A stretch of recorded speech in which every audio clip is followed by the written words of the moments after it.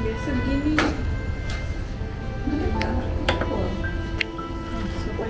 10. Sebab macam ekor dia tu.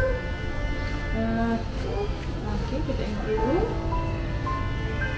Okey, buku pelik-pelik ni kan. Telinga okey, mata okey, maksudnya hidung okey. Macam tak ada 10 lah.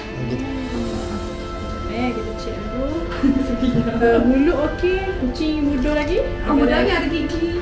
Gigi banyak lagi. So dalam anggaran setahun gitu. Setahun, mungkin 8 bulan ke setahun. Mulut bersih. Mulut bersih, comel. Okay. So yang macam gini, kita suspect ia terjeruk something lah.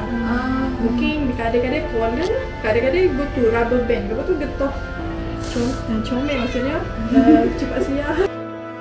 Lagi-lagi lah, nampak dia segar. Okey lah, jumpa ni. Jumpa Iman lagi. Tepek. Nasib baik. Mungkin seminggu 2 minggu. Maksudnya tak lah, lama sangat. Mungkin seminggu 2 minggu itu. Mungkin betul juga, mungkin lama tu kau. Lama tak juga. Lepas tu mungkin ada orang baik, maksudnya ada orang tolong buih getah tu kau. So macam getah sebab ni macam halus gitu. Dia tu dah.